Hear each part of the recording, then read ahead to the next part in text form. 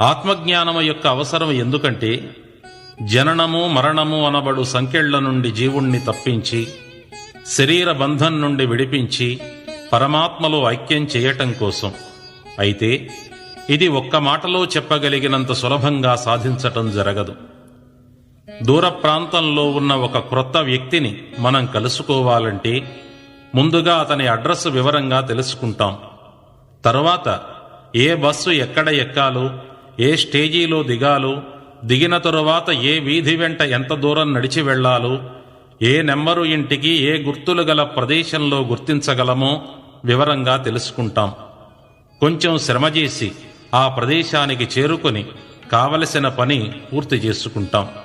అలాగే భగవద్ దర్శనం చేసుకుని మోక్షం సాధించాలనే వారు ఏ అడ్రస్సు ప్రకారం ఎలా వెళితే మోక్షం పొంది పరమాత్మ